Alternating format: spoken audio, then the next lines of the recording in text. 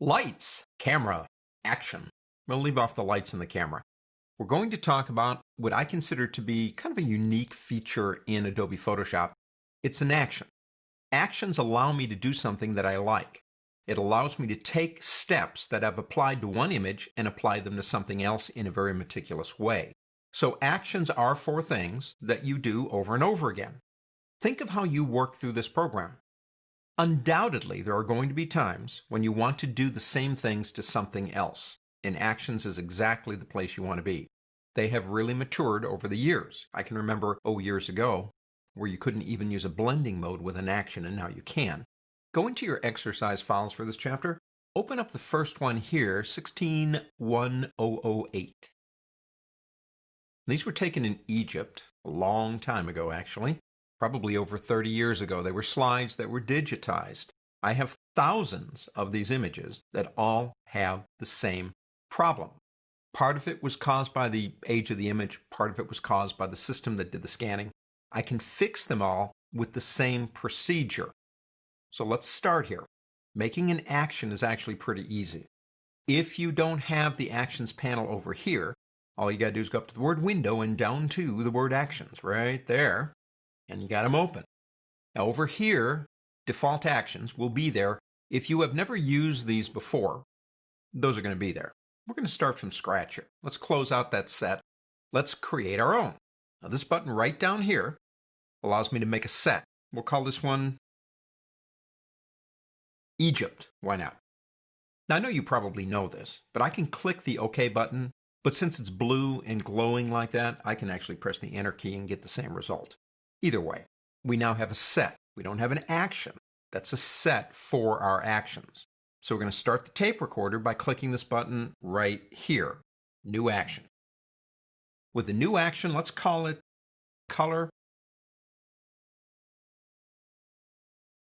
Restoration 1. We may have more than one of these. We're going to put it into the set called Egypt, not in default, although you can change your mind and do that later. It's no big deal. Function key. If you want to, you could say on F1, perform color restoration 1, or on Shift F1, or on Command F1. It's up to you. And you can even give these a color if you want to. You could say the red ones are for color restoration. The blue ones are for converting to grayscale, whatever. We'll leave that alone too. Click the record button to start the tape recorder.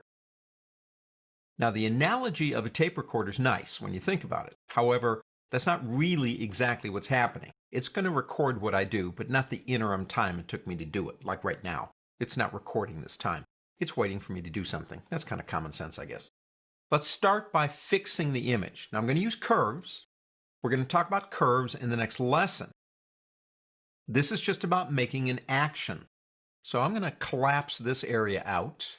This button right here, if you want to use it in the adjustments, will open up the curves properties so we can start working. Now what I want to do here is I need to look for an area in this image where I can color correct the image quickly. So what I'm going to do is I'm going to double click on my zoom tool. Look at those happy people. Let's come down to about here. I'm going to do this. I'm going to pick up this middle eyedropper right there. And again, we'll talk more about this in the next chapter. I'm looking for an area, if there is one, and there might not be, that is a neutral color, but now it's probably got a cast to it based on all this stuff going on. So I'll go ahead and click the middle gray eyedropper and let's click in the dirt.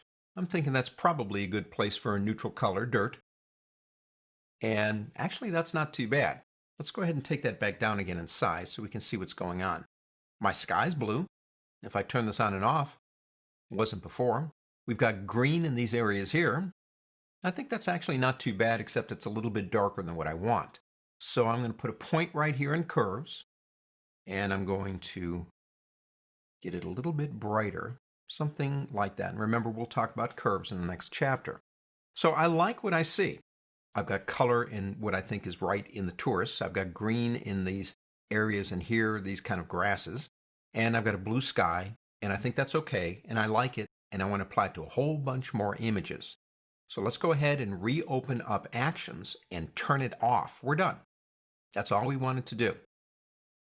All right, so we've got all of that done. Now there are two things in this action that I really don't need. I showed you what it looked like by turning that layer on and off, a show hide. this button right here and this one right here.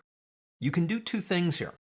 You can say, well, I'm not sure I need those, but I don't want to take the chance of deleting them because I might, but I want to try this action without activating them. And you can click here and actually turn them off. Or you can say, nah, I don't need that. I'm going to select it here and click the delete button down here, the trash can.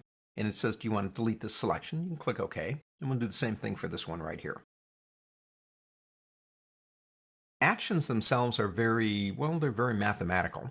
And if you are a programmer, you can actually program your own actions. I don't want to do that.